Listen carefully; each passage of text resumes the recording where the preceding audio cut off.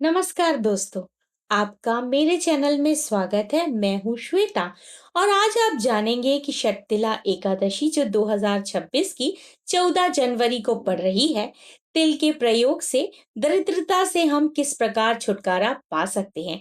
आपको इन 6 ऐसी कौन सी चीजें हैं जिनका उपाय करना है, तो इस वीडियो में पूरी जानकारी दी गई है। समय, शुभ मुहूर्त, क्या दान करना है और उनके क्या उपाय हैं। तो चलिए वीडियो शुरू करते हैं। और आपको अगर वीडियो अच्छा लगे तो प्लीज लाइक करें, कमेंट्स करें, सब्सक्राइब करें।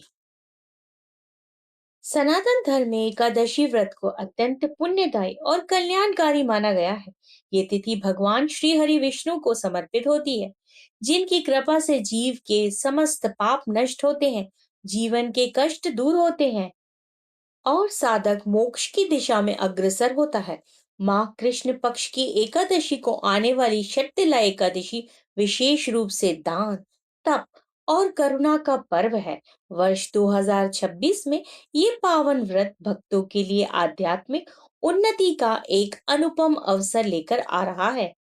शततिला एकादशी कब है? वैदिक पंचांग के अनुसार जो शततिला एकादशी की तिथि का आरंभ जो है वो 13 जनवरी को दोपहर 3:17 से होगा। शततिला एकादशी तिथि का समापन 14 जनवरी 2026 को शाम 5:52 पर होगा।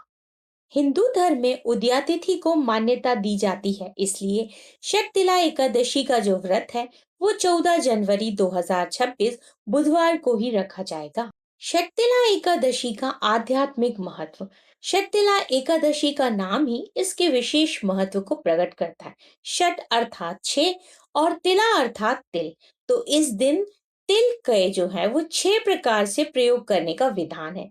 शास्त्रों के अनुसार तिल भगवान विष्णु को अत्यंत प्रिय है और इसका उपयोग करने से दरिद्रता का नाश होता है, पापों का क्षय तथा सुख समृद्धि की प्राप्ति होती है। चलिए तो अब जान लेते हैं कि शततिला एकादशी पर तिल के जो 6 प्रकार हैं उनका प्रयोग कैसे किया जाता है। धर्म ग्रंथों में शततिला एकादशी पर तिल के 6 उपयोग बताए गए हैं, जिनका पालन करने से व्रत पूर्ण और फलदायी होता है। पहला है तिल मिश्रित जल से स्नान। स्नान के जल में काले तिल मिलाकर स्नान करने से शारीरिक और मानसिक शुद्धता होती है। अगला है तिल का उपटन लगाना। ये शरीर को पवित्र करता है और नकारात्मकता को दूर करता है। अगला उपयोग है हवन में तिल का प्रयोग। अग्नि में तिल अर्पित करने से देवताओं की कृपा प्राप्त होती है। अगला है तिल से तर्पण करना। पितरों को तिल युक्त जल अर्पित करने से पितृ दोष जो है वो शांत होता है। अगला है भोजन में तिल का सेवन। तिल युक्त भोजन प्रसाद रूप में ग्रहण करना यानी कि शुभ माना गया है।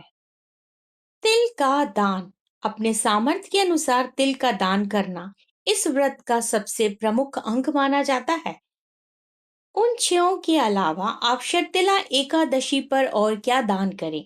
इस पावन दिन पर अन्न दान को सर्वश्रेष्ठ माना गया है।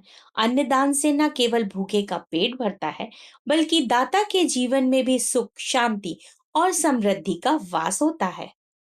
शतला एकादशी त्याग और सेवा के मार्ग पर चलने की प्रेरणा देती है। इस दिन भगवान विष्णु की आराधना करें, व्रत रखें, तिल का प्रयोग करें और जरूरतमंदों की सहायता कर अपने जीवन को सार्थक बनाएं।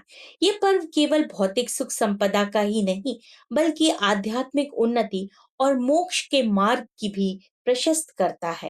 ऐसा माना जाता है, यथा दीपो घृते धृतः तथा दानम पवित्रम चा फलम चा भवेत।